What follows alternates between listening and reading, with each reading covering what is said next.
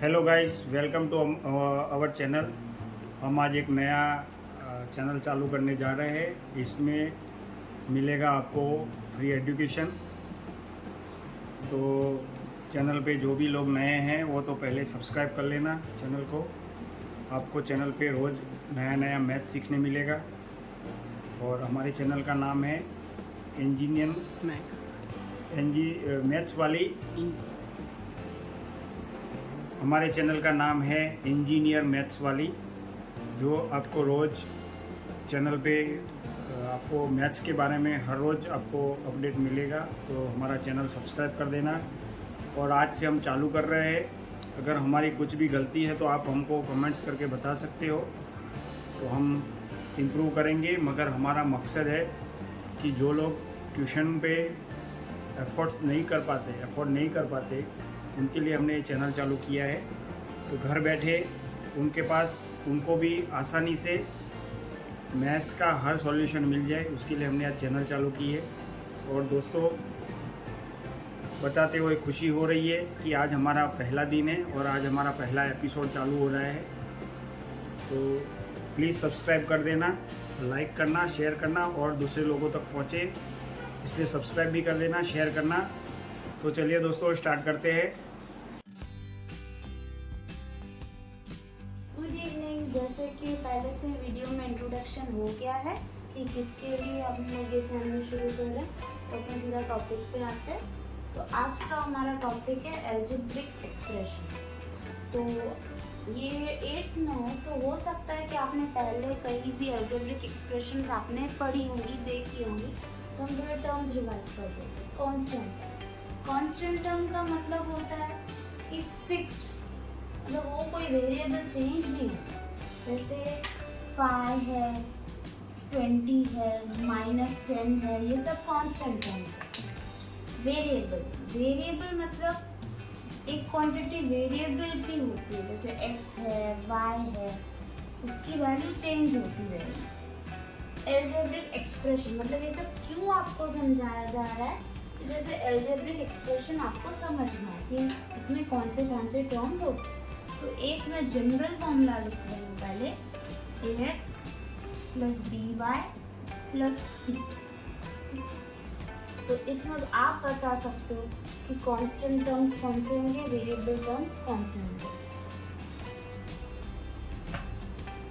तो ax + by + c, तो आप बताइए इसमें कांस्टेंट टर्म्स कौन सा होगा। कांस्टेंट टर्म सीधी सी बातें दिख रहा है कि c हमारा कांस्टेंट टर्म है, क्योंकि उसकी वैल्यू फिक्स्ड है। मैं एग्जांपल के साथ भी बताऊंगी। और जो x और y है वो हमारी वेरिएबल क्वांटिटी है, मतलब वो चेंज हो सकता है। तो अगर मैं एग्जांपल दूँ 5x + 2y + 10, इसमें कांस्टेंट टर्म हमारा 10 है और y और x हमारे वेरिएबल्स हैं। अब आप सोचेंगे भाई 5 और 2 क्या है। हर एक वेरिएबल के आगे कोएफिशिएंट होता है। तो इसमें x का कोएफिशिएंट है 5 और y का कोएफिशिएंट है 2। जैसे जैसे हम एग्जाम्पल्स करते जाएंगे तो आपको और नॉलेज आता जाएगा। तो अब आते हैं हम पॉलिनोमियल क्या होता है। ये सब बेसिक टर्म्स का रिवीजन था। तो पॉलिनोमियल क्या होता है कि वो एक अलजेब्रिक एक्सप्रेशन होती है। तो अब हम देखते हैं कि पॉलिनोमियल क्या है। तो पहले मैं आपको बुक क्या बोलता है वो बता रही हूँ, फिर उसको एक्सप्लेन करूँ। A polynomial is an algebraic expression involving one or more variables but containing non-negative integral exponents only। तो इसमें मैं समझने की बात है कि नॉन नेगेटिव इंटीग्रल एक्सपोनेंट्स का मतलब क्या है। तो अभी आपको वेरिएबल्स तो जैसे मैंने बताया, तो थोड़ा मैं आपको और क्लियर करूँ।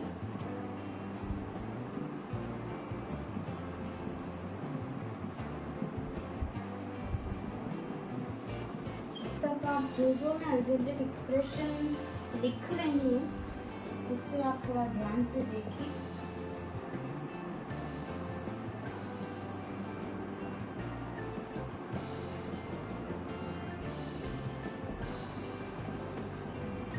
अभी जो वो टर्म पे एम्फसाइज किया गया नॉन नेगेटिव इंटीग्रल, अभी देखो ये सब पॉलिनोमियल्स है क्योंकि इसमें वेरिएबल टर्म है, कांस्टेंट टर्म है, इसमें मतलब कोएफिशिएंट वेरिएबल का नेगेटिव हो सकता है, पर जो वो टर्म था ना कि नॉन नेगेटिव इंटीग्रल्स, उसको भी हम समझने की कोशिश करें।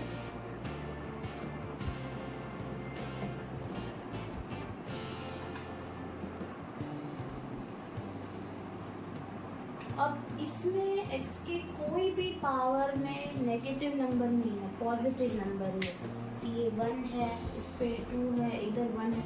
और इस साइड वालों को आप देखो,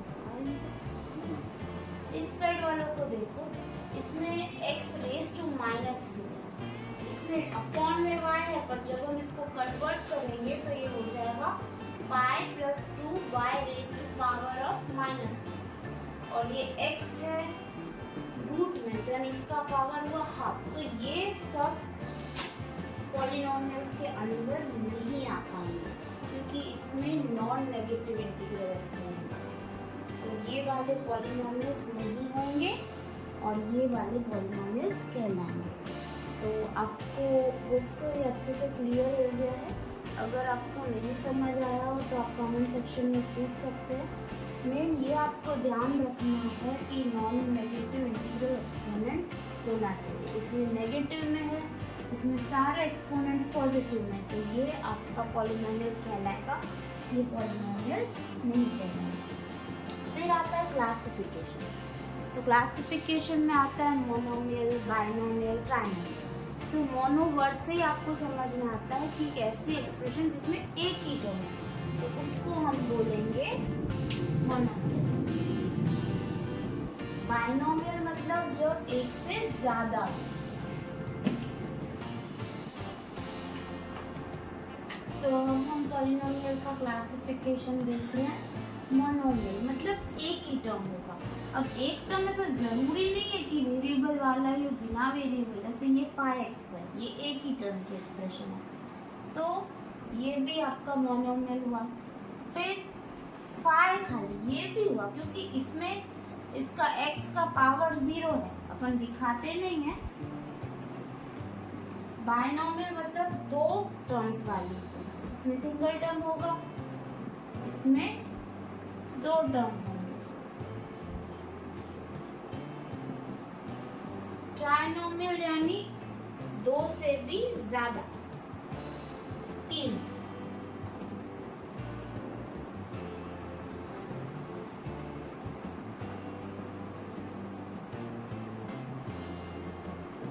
अब देखो इन सब में सिंगल वेरिएबल, इसमें दो वेरिएबल है, इसमें सिंगल वेरिएबल, ये भी आपको आगे डिटेल में आएगा। फिलहाल ही हम बेसिक ले रहे हैं कि पॉलिनोमियल होता है। तो पॉलिनोमियल्स के अपन ने क्लासिफिकेशन देख ली। अब आते हैं डिग्री ऑफ पॉलिनोमियल। डिग्री मतलब क्या? जैसे आप लोग स्टैंडर्ड फर्स्ट से सेकंड में जाते हो, थर्ड स्टैंडर्ड, तो आपका स्टैंडर्ड हायर रेज होता है, तो उसी तरह पॉलिनोमियल की भी डिग्री होती है। अब डिग्री मतलब हाईएस्ट पावर, पूरी एक्सप्रेशन में हाईएस्ट पावर जो होगा वो उसकी डिग्री कहलाएगी। जैसे इस केस में x का पावर 2 है, तो डिग्री क्या हुई पॉलिनोमियल की 2। इस केस में डिग्री 1 है, इस केस में 2 है। अब इसमें कंफ्यूजन होगा कि इधर 4 है, इधर 2 है, तो जो हाईएस्ट है ना वो डिग्री कहलाती है। अब आप फर्स्ट स्टैंडर्ड करके, सेकंड स्टैंडर्ड करके, थर्ड में, तो आप बोले ऐसे जाओगे कि आप थर्ड स्टैंडर्ड के स्टूडेंट हो, मतलब सेकंड फर्स्ट भले आपने कर लिया, तो इसमें जैसे हाईएस्ट डिग्री क्या है 4, तो इसमें डिग्री होगी 4, इसमें डिग्री होगी 3। अभी कहीं पर ऐसे भी एक्सप्रेशंस आएंगे, जैसे ये एक टर्म साथ में, उसमें x पे 3 है, y की 2 है, तो आप सोचोगे फिर 3 होगी, नहीं। ऐसे में टर्म तो ये पूरा x का आता है, तो हमको इसके कोएफिशिएंट्स को प्लस करना है। 3 + 2 5, तो इसकी डिग्री 5 होगी। एक ही मैं इसका और एग्जांपल देना चाहूंगी। कमेंट सेक्शन में लिखिए कि आपको समझ में आया डिग्री।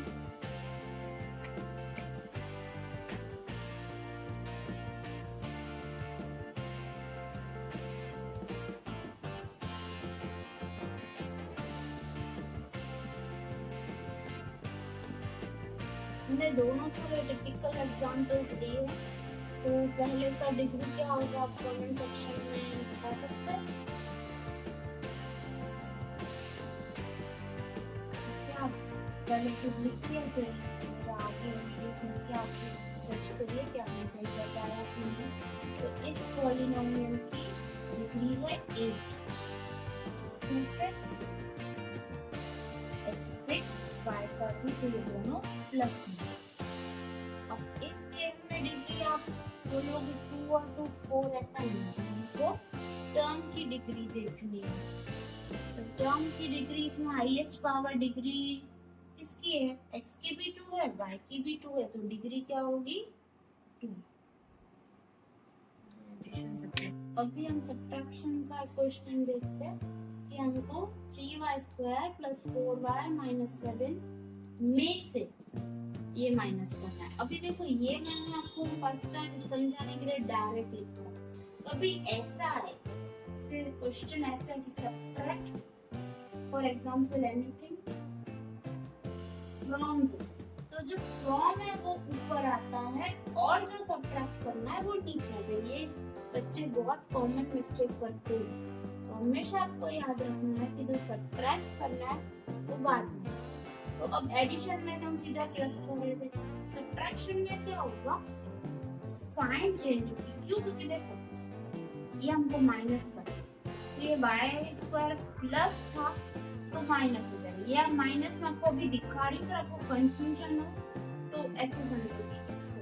ये प्लस है तो माइनस प्लस माइनस हो जाएगा, ये प्लस है तो माइनस प्लस माइनस हो जाएगा। यानी जो हमारा सब्ट्रैक्ट करने वाला जो हमारा वेरिएबल है एक्सप्रेशन, उसमें सबकी साइन चेंज हो जाएगी। जो माइनस में है वो प्लस में हो जाएंगे और जो प्लस में है वो माइनस में हो जाएंगे। तो अब आप आगे अच्छे से देखिए कि कैसे हो रहा है। तो ये -7 -12 कितना होगा? क्योंकि अभी प्लस का 12 नहीं होगा, -7 -12 कितना होगा? -19। 4y प्लस का y माइनस का तो सब्ट्रैक्ट होगा, 4y माइनस y 3y पर प्लस का, क्योंकि साइन हमेशा बढ़ेगी। 3y² माइनस y² तो 2y²। ये सब्ट्रैक्शन का फटाफट एक एग्जांपल से नहीं आएगा, तो मैं स्लाइड में दूसरा भी करती हूँ। एडिशन में इनफ है इसको स्टार्ट। सब्ट्रैक्शन का हम एक और एग्जांपल लेंगे। जैसे मैंने आपको बताया कि साइन क्या हो जाएगी चेंज। तो देखिए ये 2 खुद माइनस का तो प्लस हो जाएगा, क्योंकि इधर एक और माइनस है। और मैं अभी आपको लिखाऊं तो मैं दिखाऊंगी तो आप कंफ्यूज हो जाएंगे। ये माइनस का है तो ये प्लस हो जाएगा, ये भी माइनस का है तो ये प्लस हो जाएगा। तो -9c + 10c होगा +c।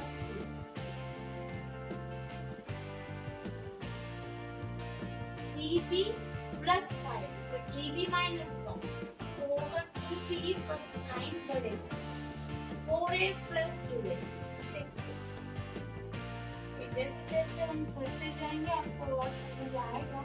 बेसिक रूल्स आपको याद होने चाहिए कि प्लस प्लस प्लस होता है, प्लस माइनस माइनस होता है, साइन बढ़ेगी, माइनस माइनस प्लस होता है, साइन नेगेटिव। तो होप सो आपको ये दोनों एग्जांपल्स क्लियर हो गए। तो गाइस होप सो आपको आज का मतलब आपको लगा होगा कि यूजफुल था, आपको समझ आया। तो क्विकली बता देते हैं कि आज हमने क्या क्या सीखा। आज हमने कांस्टेंट टर्म क्या होता है, कोएफिशिएंट टर्म क्या होता है, वेरिएबल्स क्या होते हैं, पॉलिनोमियल्स क्या होता है, पॉलिनोमियल्स के टाइप्स क्या होते हैं, लाइक टर्म्स क्या होते हैं, इन सब का डिग्री कैसे फाइंड किया जाएगा, एडिशन सब्ट्रैक्शन हमने ये सब देखा। होप सो आपको अच्छे से समझ आया हो। आप ट्रू फीडबैक दे सकते हैं कि मुझे कुछ कहाँ आपको लगता है कि इम्प्रूवमेंट की अगर ज़रूरत है तो आप बोल सकते हैं बेझिझक। और आपको कोई समझ में नहीं आया टॉपिक आपको रिपीट करना है तो आप वो भी बता सकते हैं। तो please do like share and subscribe. Thank you.